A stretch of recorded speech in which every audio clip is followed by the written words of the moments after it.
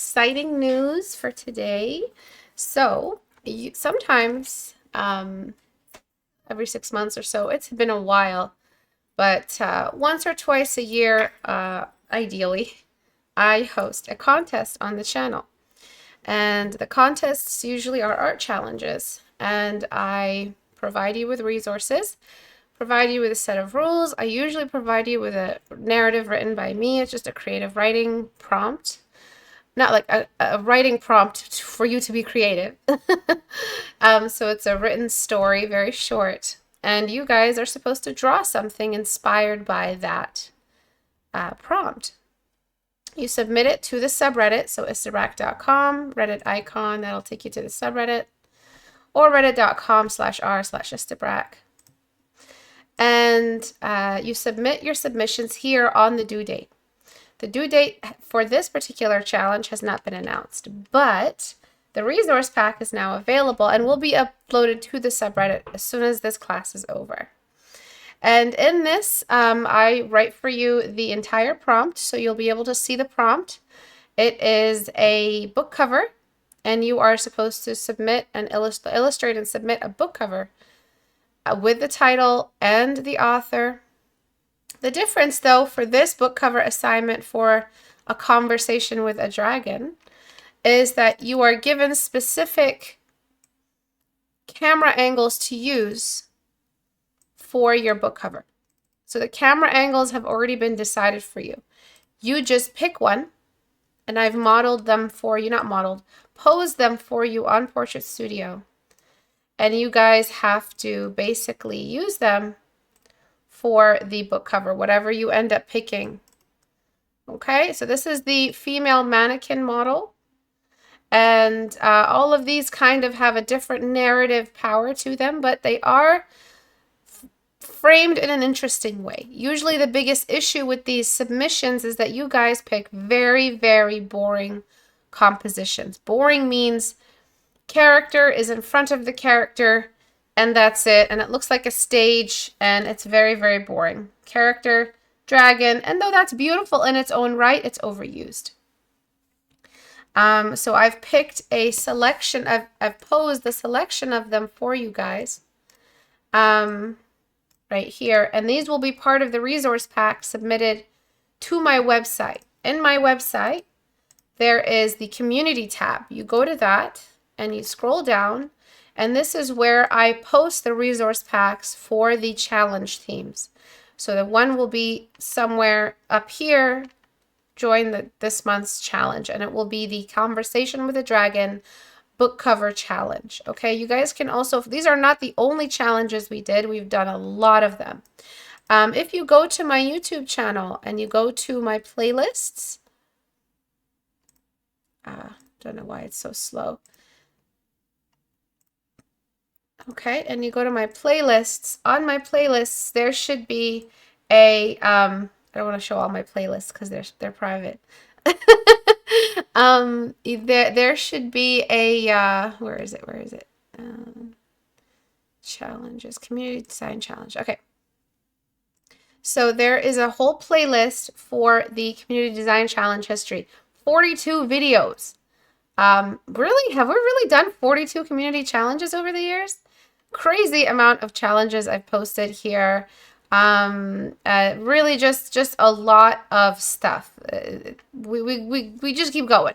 And they're really, really interesting. Character, creature, environment, all kinds of themes, book covers, everything really, we've covered it.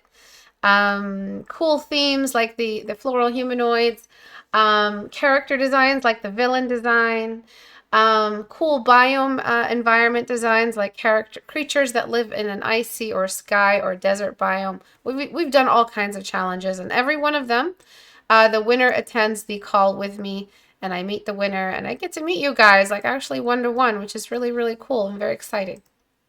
So if you want to join, the winner gets a one-on-one critique hour with me. I look through their portfolio. I help them understand where their skill currently is and what's left for them to study, areas of study that they could focus on, so they get a whole portfolio review with me. They get masterclass for free, Portrait Studio for free, brushes for free. They attend the call with me during the critique hour if their time zone and internet allows. And there's like one more thing I've forgotten in there somewhere. It'll be posted to the subreddit. So to join, you go to my website community tab to download the resource pack. And this is all free. This isn't a paid challenge. There is no, what is it? A pot where everybody puts money in. And this is all free. And you just go to the subreddit to submit your post. Usually it's 2 months from now that I usually give the students 2 months to complete it. So by the end of April, maybe, you guys will have the due date. So yeah, it'll be towards the end of April. So let's just say April 29th, that Tuesday, or maybe May 2nd, will be the day we do the critique hour for it. All submissions have to be posted in before that day. But I don't have the specific day yet. So just work as if you've got 2 months to do it. Don't save it last minute. I want to see regular posts. When I pick the winner, I look through the subreddit history. I see, are they posting regularly? Are they excited? Are they showing? Are they sharing? Are they critiquing? Are they really involved in the challenge? I'm not saying spend all your time on it, but I want to see that you are taking your portfolio building seriously. So that when I critique your portfolio, I'll know that I have a student who really is dedicated to their success. Let's get started. My masterclass and Portrait Studio are all on sale. If you want to see where to get my stuff, you just go to istebrak.com, go to the store icon. You can buy my masterclass through Gumroad, Portrait Studio through my website, along with all my brushes and everything you see me use in class. All right. So I wanted to critique this piece because I don't think I talk enough about side view. It always feels like I don't talk enough about side view. So there's so much going on here in this study. I'm not sure if it's a study or not. I'm not sure because it's gray background, etc. So the way you painted the face, there is no continuity in any of the anatomy. So if we look at a human head, let me turn on Portrait Studio real quick for you guys. One moment, please. Okay. Windows admin, yes. And then I'm just going to look up some references. Face, human, inside. All right. Open a new tab. Okay, and let's find a face similar to the one picked today, even though it's got all of this stupid capitalism watermarks all over it. All right. So when we look at this, all right, I'm just going to point to them, and I want you to use your critical thinking to see what I'm trying to point out. All right, you, the artist, you specifically. I'm talking to the artist who drew this. All right, I'm talking to you. What do you notice? All right, look at that. What do you notice here? Look at that. There's something afoot, right? And then, what do you notice here? Uh-oh. Why? Why is this a problem? Well,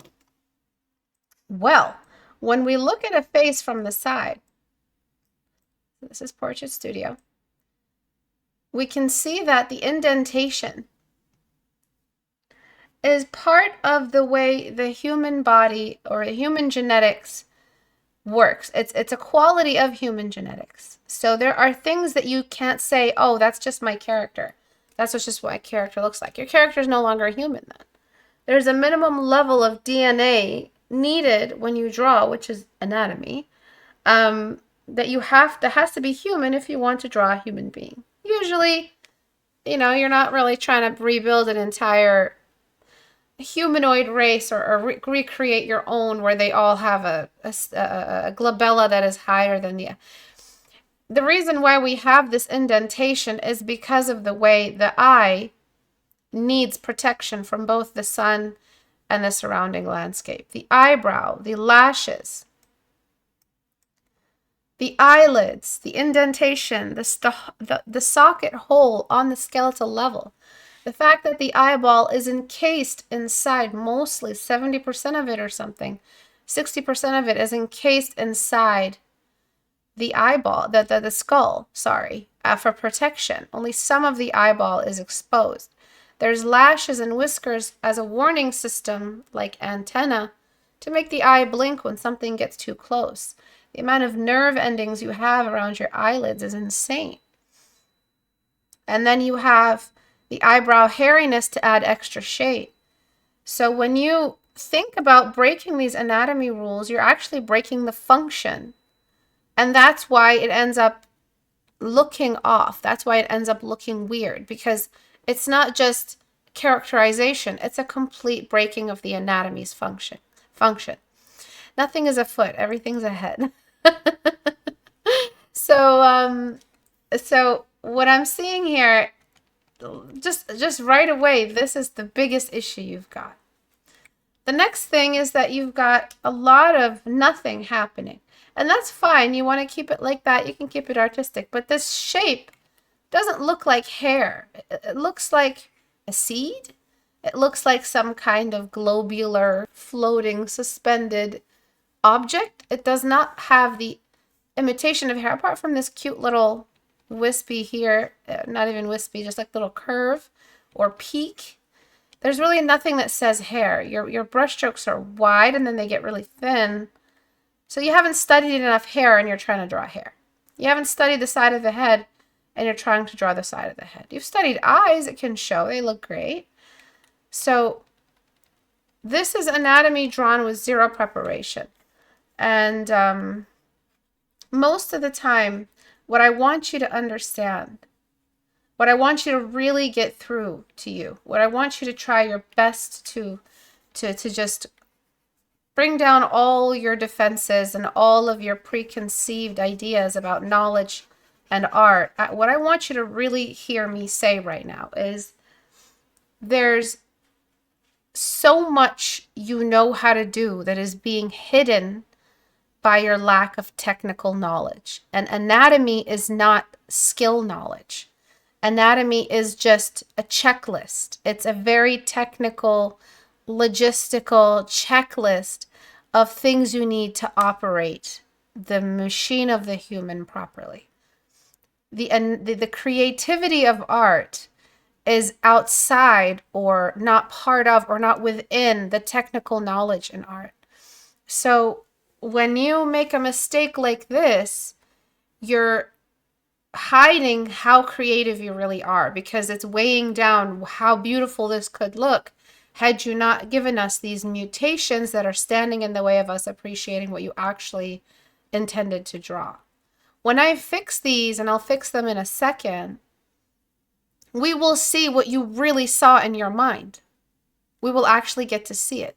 Do you guys see what I'm saying? I don't know, I'm just throwing the word see around. Do you guys see what I'm saying?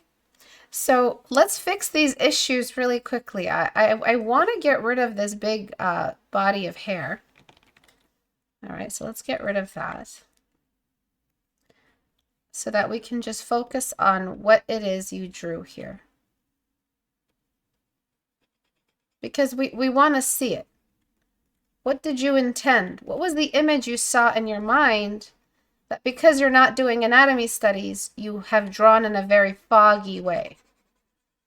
I really want that to sink in. I really, really do. I want you guys to see that there is very little that you actually have to study before your work looks amazing. It's not years and years and years of toiling and sweating and no, that's if there was like no internet and you had no support and you basically lived my childhood. You made every mistake about art you could make, and it was all with no reference. So you guys have more than enough information to be able to deter these kinds of mistakes from ever happening. So let's do it. I'm going to start with the eye placement. I'm going to completely move it over. I'm going to enlarge it so it matches the head. But I also don't want to strictly move the eye to the glabella. I want to move the glabella down to the eye as well. So ignore this eye and what's happening to it. All right, you wanted to draw a character with a hooked nose and a bump in the bridge. Or maybe not a hooked nose, but just a bump. Usually the nose has a septum droop just around there. This is a side view, but you showed us the Cupid's bow. That's literally impossible. The Cupid's bow is on the symmetry line. The symmetry line is the side view edge. Write that back to me. This edge right here, that is the symmetry line.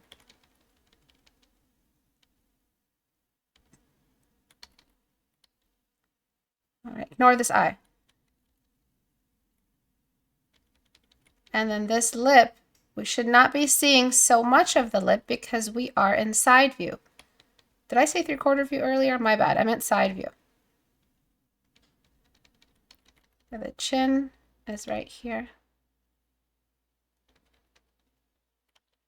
Okay, and then usually the lower part of the face, right under the nose, tucks in side view, and the top part kind of moves out. So we have almost like a downward slant from the nose moving in, like steps, like a flight of stairs. So before, after. And then we've got the eye that you drew. Oops. All right. The eye that you drew is not 3/4 view because a 3/4 view eye is only half the, I mean, did I say 3/4 view again? God damn it. A side view eye, so sorry. A side view eye is only half the eye. This is front view. Side view is cutting the eye in half. So all we have left is half the eye. But the eyeball from the side has a curve. So you take this seed, you cut it in half, you're left with a V, sideways V, very lazy V, and then you draw the rest of the circle of the eyeball, the sphere of the eyeball. A lash this way, a lash that way, the crease, and that's a side view eye. Voila, beautiful. Same exact thing here, but she's like got this like umbrella lash line happening. Oh, God, I hate false lashes. Okay, so what I'm going to do is I'm going to do that as well.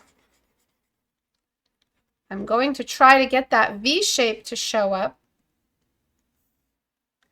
Filter, liquify.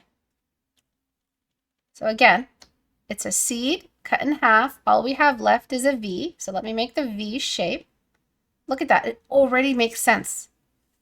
Just remember that V shape. Okay? And then I got to make sure that V shape has a spherical imprint on the side, a convex silhouette of the eyeball, or side view, not 3/4 view. Okay.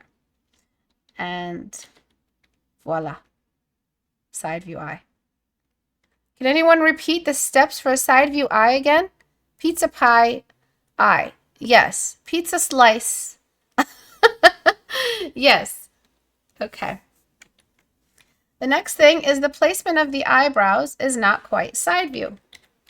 Eyebrows run out of room to be eyebrows in side view. We get mostly the tail of the eyebrow, not the front of the eyebrow. Tail is mostly taking over, not the front. So I'm going to increase the size.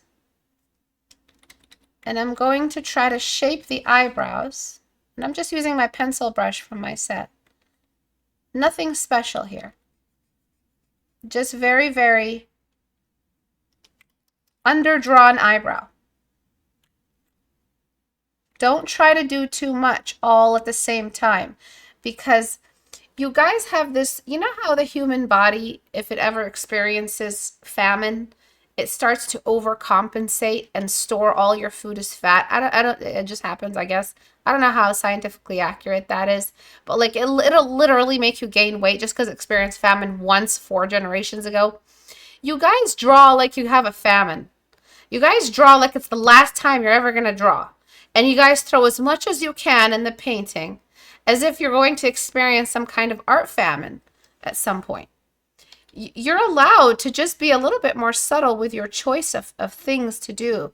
The character that you draw doesn't have to have all possible eyebrow shapes merged as one. And I'm mostly referencing last critique hour when we had that face with all the expressions on it. You guys should try to do a little less and do it well instead of doing a lot and not doing it so well.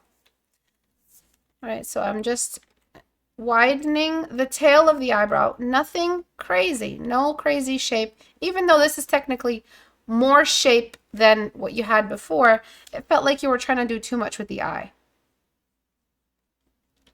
Okay, so I'm just going to use my blocking brush.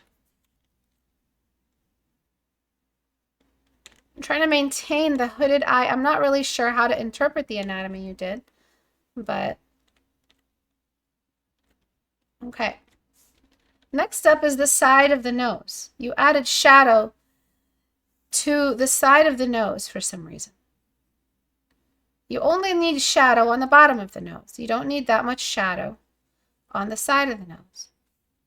So let us get rid of what you did here and put a nice little shadow under the nose. All right, just to prepare us, this is blocking. We block with a blocking brush. I'm using my number 2 blocker. And I'm just letting the square block brush do the work. I'm laying down just the surface areas. I'm not trying to think about blending. Right? A lot of the nose is hidden from side view, inside view, from view. Where we would need a shadow is on that hole that I showed you of the nose, that eye socket hole. Merge down. All right, so a little bit of shadow above the eye on the nose, the inner part of the socket.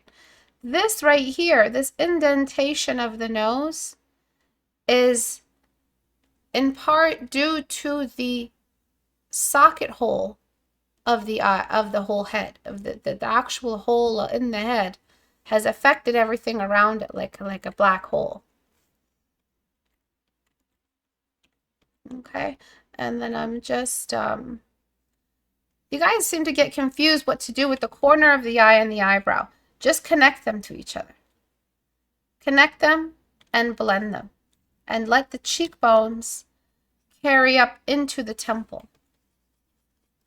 All right? You guys overdo it all the time. And then blend, of course. Sometimes you guys carry that shadow and let it hang out there. Sometimes you guys let it outline the cheekbone. Sometimes you guys let it go up into the eye. I'm sorry I'm laughing. Sometimes I just gotta laugh at my students. Come on. Just let me laugh. It's actually really freaking adorable. But really what you just need to focus on is how the eye socket ends at the eyebrow line. And so therefore the shadow it belongs to ends there. Sometimes head contours can do the things I just described, but very rarely, okay? And then from this angle, we want to throw in a cheekbone. Not every character has defined, perfect model cheekbones, but I'm just going to throw them in there. You had a mole happening right here, or a beauty mark. Okay, and another one there. I'm going to add the shadow of the corner of the mouth, the light of the lower lip cylinder, the shadow of the overlap of the 2 lips. And this is what I meant earlier by the Cupid's bow. Your Cupid's bow was out here. How's that possible? That means from front view, the Cupid's bow is this wide. Have you ever seen a pair of lips like this? You know, outside of facelifts and stuff like that, where the Cupid's bow is just this like this wide. We can see it outside of the nostril. All right, maybe in an anime character of some kind. Maybe that's where we've seen that. So this Cupid's bow starts to just barely be visible from the side.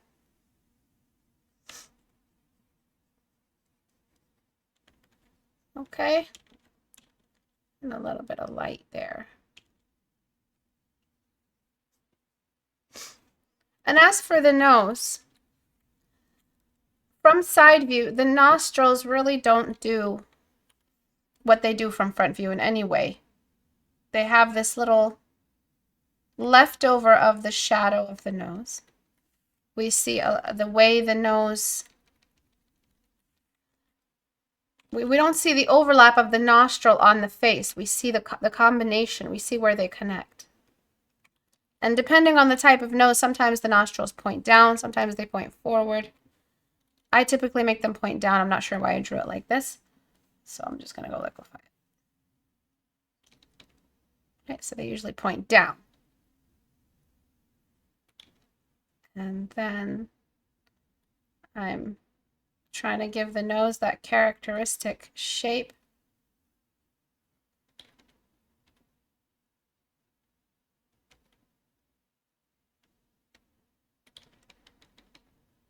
Long time ago in after hours streams, my personal art streams, I told you guys a story about a lady in my mosque who, the mosque I used to go to when I was a kid, who tried really hard to do her own version of lectures and nobody would listen. Do you guys remember that story? This is the spitting image of her. I cannot believe how much it looks like her. This is so eerie. It's crazy. Oh my God, even her mouth. Even her beauty mark. Holy cow. This is so weird. All right, so I'm just correcting things a little bit. Where you place the neck, that's not what the neck does from side view. The neck kind of leans in from side view. The neck comes out of the back on an angle. And to make the neckline look more natural on a female, don't do an overly sculpted chin line. Kind of have a little bit of that natural organic connection between the chin and the neck. Before, after. Okay, so what you have right now is the background is very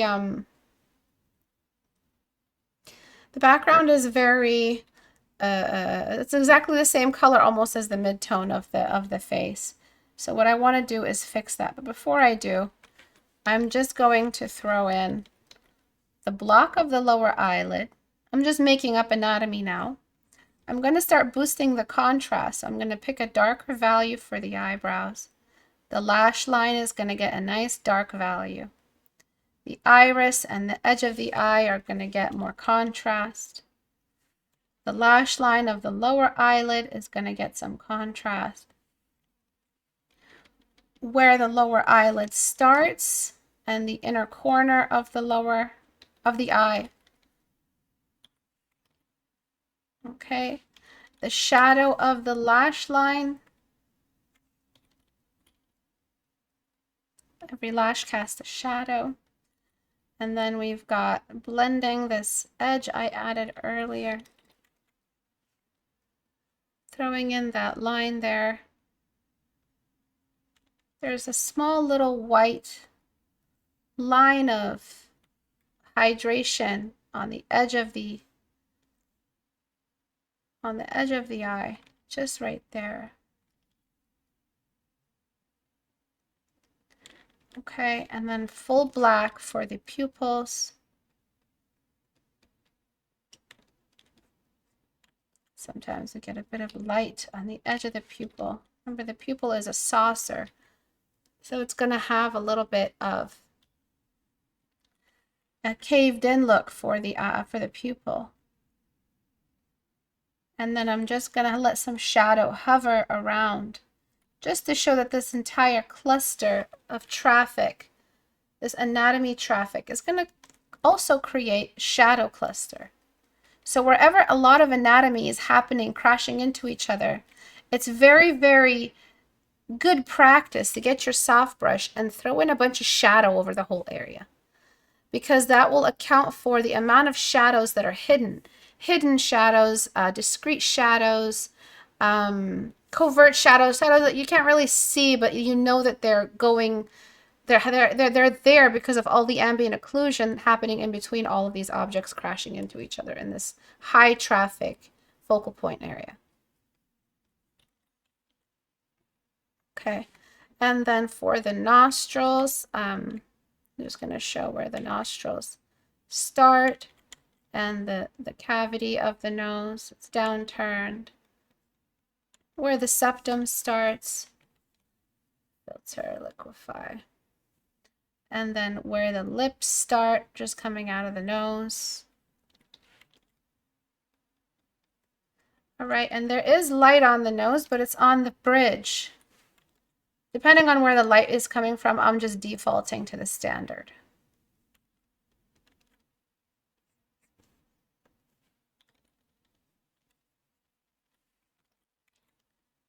So side view is a big test of your ability to rotate a face or rotate any object, really. Sometimes the light of the nostrils travels around the nostril instead of it being a shadow. We just get like this line of highly reflective oils that live around the nostrils. And then now I'm just going to blend.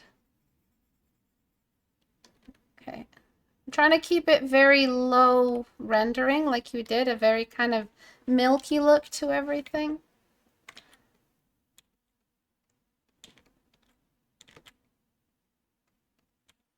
So if you are having trouble drawing the front view, there's always my masterclass. You guys can get hours and hours of practice in front view faces. And I feel like this artist here in particular is not ready for side view faces. Just because of the way that you are interpreting front view anatomy. For instance, the eyebrow, the Cupid's bow. Actually, every single feature you painted was painted with a reliance on the front view. So you got to go back to your front view and understand why you are interpreting it as every other view. So perfect that, work on it, understand what the core shape is that is the front view object. Because only symbolically reliant artists are using these front view symbols as everything else. This is because you compressed the eye and didn't draw a side view eye because you are drawing symbolically. So go back to the drawing board. And this is my recommendation, and perfect your front view portrait. In my masterclass, I talk about the origin shape, the base shape, the geometric equivalent shape, or the geometric anatomy, as I call it, of the entire face, of every feature, and how to rotate it in your mind, and how to generate features from those shapes. Once you understand that every feature is a shape, then you'll understand how to rotate it, because if you can rotate a basic triangular object, you can rotate it if it took the shape of a nose, as long as you know where the parts of the nose attach to that object, right? And that is a very simplified theory, but it's tried and tested. A lot of artists have become great artists because of this method, because they studied the basic shape and moved on to the advanced shape. Studying basic shapes is how to cure symbol reliance. Write that back to me. If you notice you're painting symbolically, which by the way, to the artist here, you 100% are. Everything to you as you paint the face is a symbol, and so you just flatten the symbol if you're trying 3/4 view. Even if you have a reference, you're going to see that reference through the lens of symbol reliance. The symbols that have hacked your brain and taken over your brain and your ability to see three-dimensional objects. All these symbols are flattening these images in your brain. And then now I'm going to, or images in your reference. Now I'm going to try to bring back the hair you drew. And when it comes to hair, keep your brush big and stay zoomed out. Find the shape of the head first, because it looks like you shaved off a whole section of her skull up here, unless that was something I did. I don't know. So find the shape of the head. So this is generally where the shape of her head should be. That's step one of adding hair. And then start responding to gravity. All right. If she has a lot of hair in front of her face, draw the bulk, and in a new layer, keep your brush large in relation to the area. Start adding the parts that are hair-like. So the wispy, layering, shrinking your brush as you go. This is how I do my studies. Maybe I can find you the study that I did that is almost exactly like this one. I did it recently. I posted it somewhere. Oh man, where could it possibly be? Face? Is it this one? Oh, there it is. So see how I build the main bulk and then I just add a bunch of wispy brush strokes at the end? So exactly the same thing here. You build the bulk, find out where the edge of the head is, and then you add the wispy bits. So you can leave a big section of black. There's nothing wrong with that. Sometimes that just happens. But you can't have this like abstract looking bulk that doesn't behave like the texture it belongs to. So I'm using different size brushes, but they're not super tiny to create the feeling of hair. And I'm deleting at the wispy ends and letting the brush build up, increasing and being really random with the sizes to make the hair feel like hair. As soon as I'm done that, I go into blur, filter, blur, Gaussian blur, and I blur it ever so slightly. I get my eraser brush, I erase at the volume more and add more. Hair is all about the illusion of texture, not all texture. All texture, let me amend that, is about the illusion of texture, not actual texture. You're not actually trying to paint little tiny thin hairs until you get a full body of hair. You're using the illusion that there's a lot of hair here because you used a big brush stroke. And you did more around here. So I'm just going to get that figured out. And maybe darken the back of the hair. All right, and you see how this doesn't make much sense. I can see some brushes, but you went from full block to tiny brushstroke. That doesn't make any sense, right? You went from a full block to a brushstroke this tiny, even smaller. There has to be like 4 different sizes in between this and this step, right? You skipped all these sizes, jumped straight into that. That's because you're not doing enough texture studies. You're not understanding what's required of your brush in these texture studies. So I'm just going to, as quickly as I can with the time allowed, build the hair body here.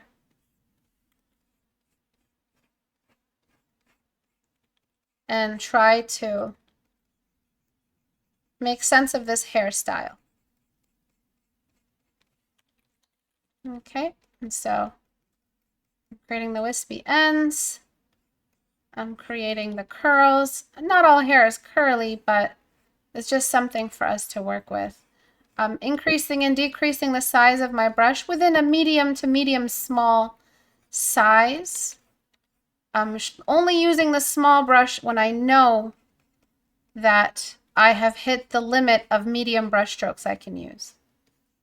And then I let those brush strokes kind of get messy because hair is not clean. Hair is all over the place.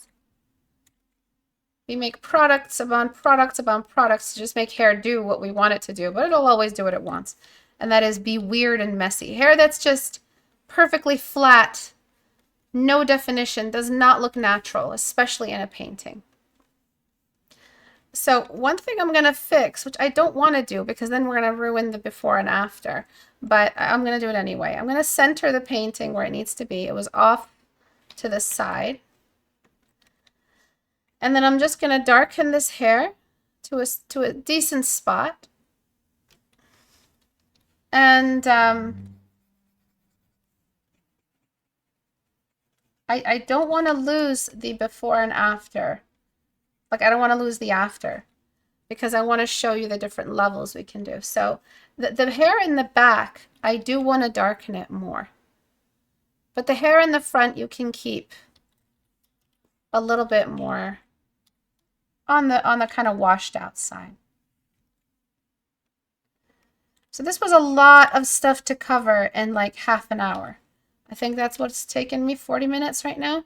So if it's not, you know, if I haven't covered enough, if you feel like it's not enough information, there are so many side view videos I've done in my video history on YouTube.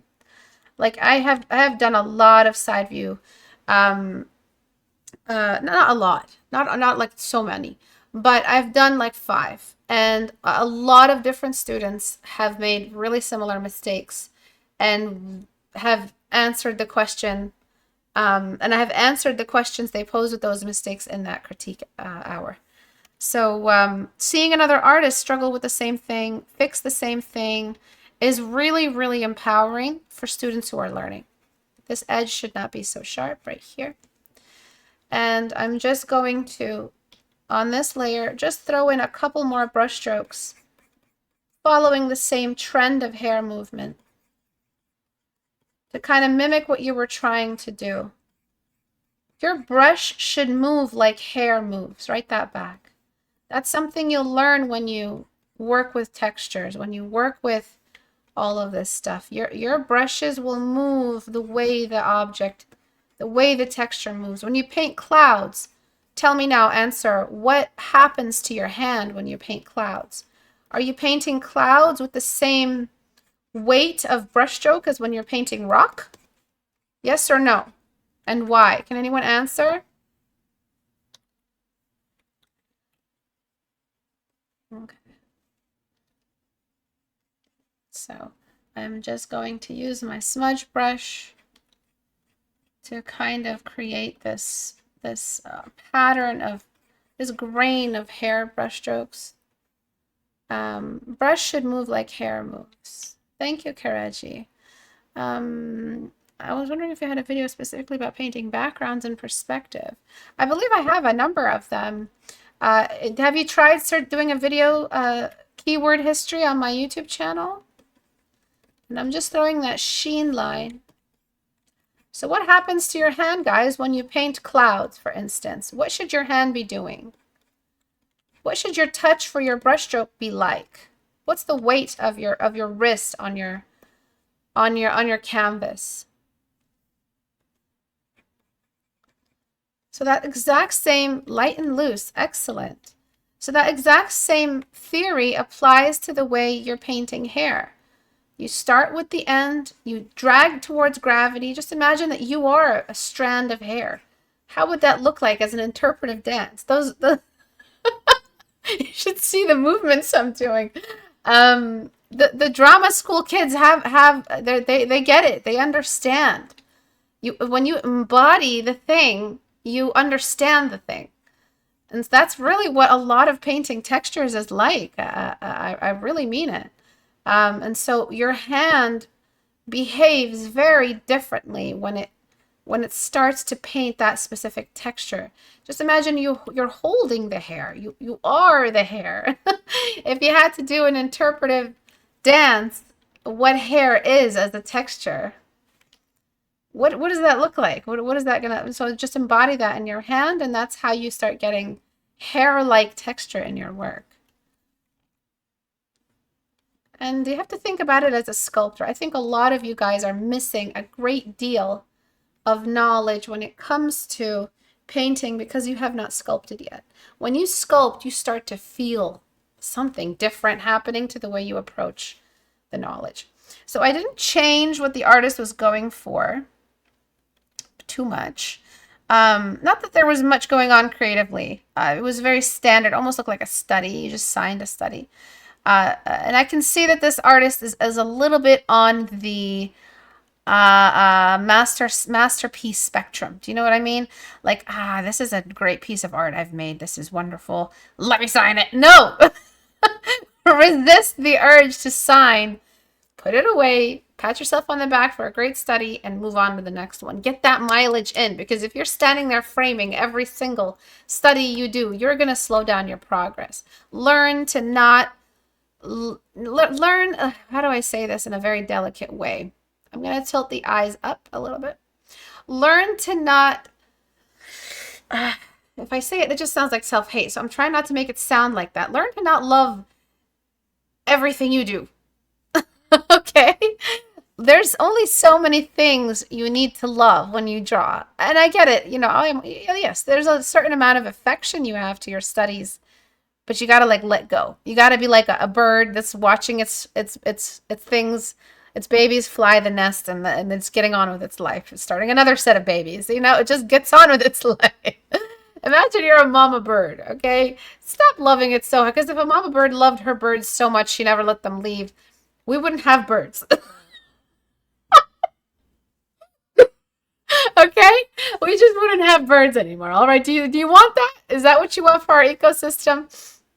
Do you have any idea how many mosquitoes we're going to have? So please stop doing masterpieces, because they will cause an influx of the mosquito population, and we're going to blame you. So I'm just going to go here, and I'm just going to push the hair a little bit out of the way. Just so it looks a little bit less hidden, because really we just have a bulk of hair here. And I'm going to go ahead and bring in your before. So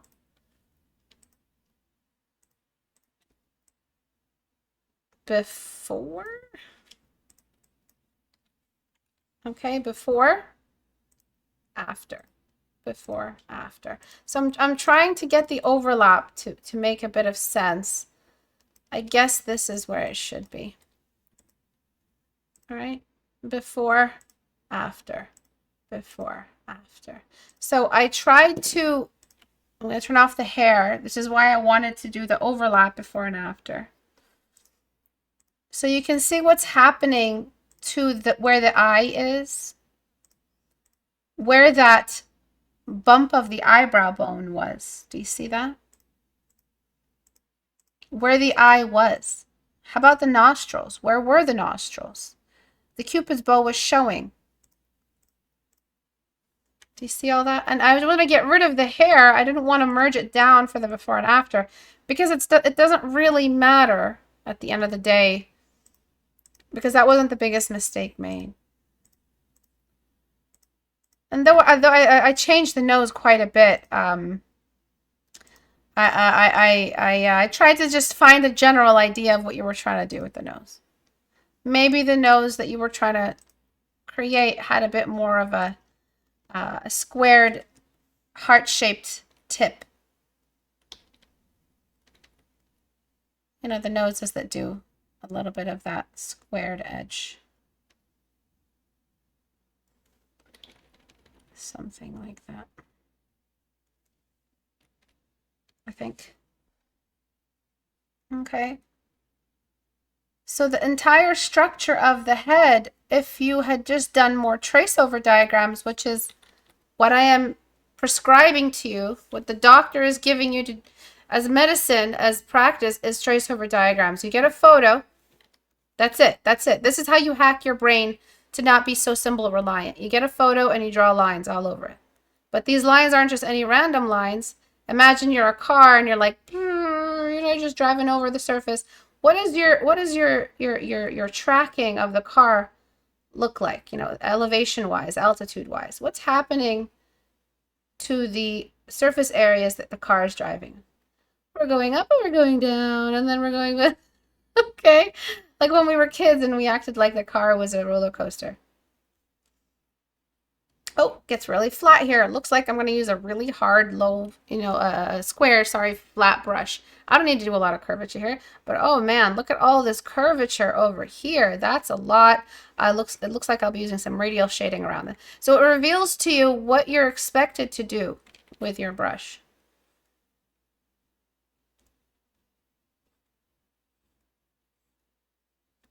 All right.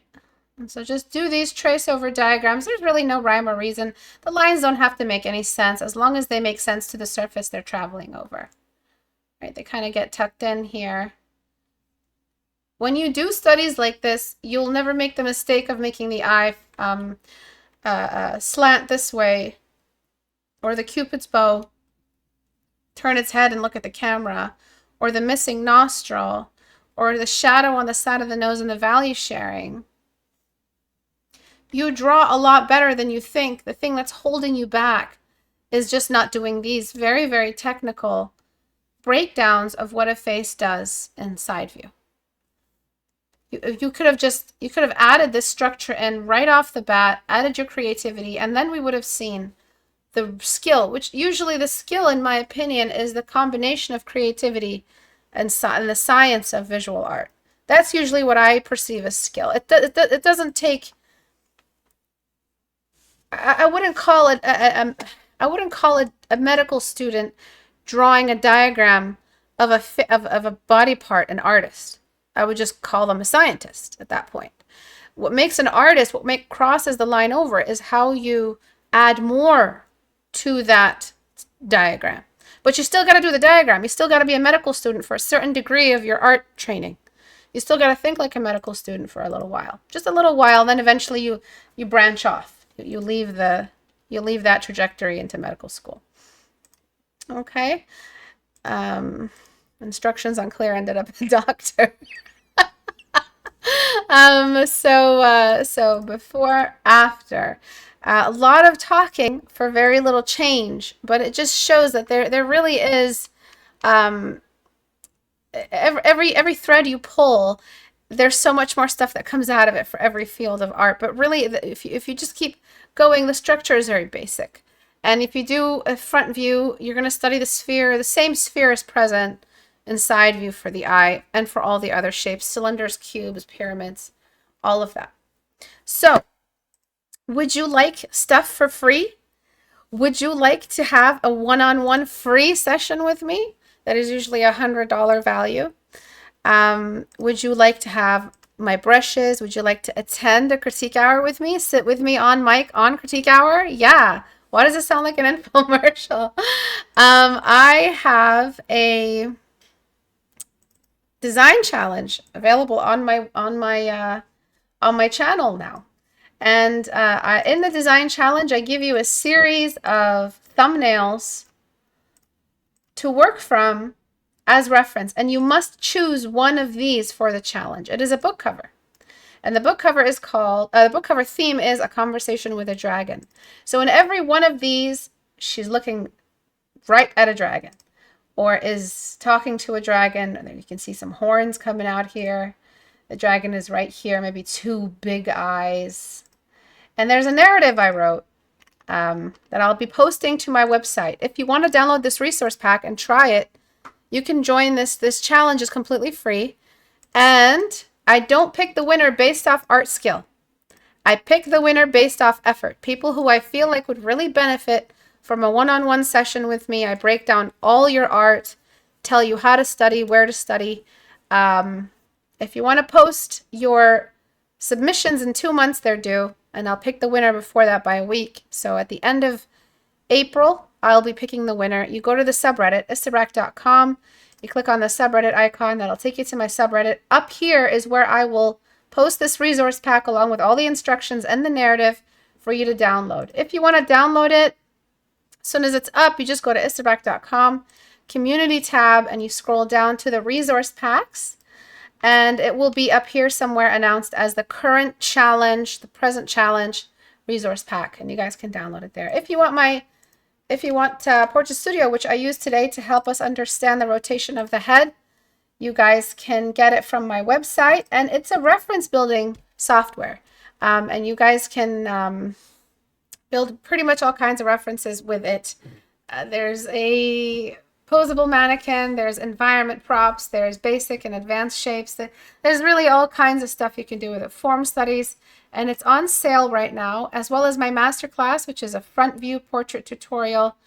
Everything you need to know about portraits. You do not have to be a master at art to try this masterclass. This is for beginners, 0, stage 1, never drawn a face before, ever, all the way up into advanced students. They all have something to learn from this. I include all kinds of information from different levels, as well as a full written version of the class for anyone who needs a list. If you guys are list makers, thinking style, you can get all of that from my masterclass. Everything's in there. Templates, brushes, multiple videos. All of that is on sale and will no longer be on sale at the end of this month.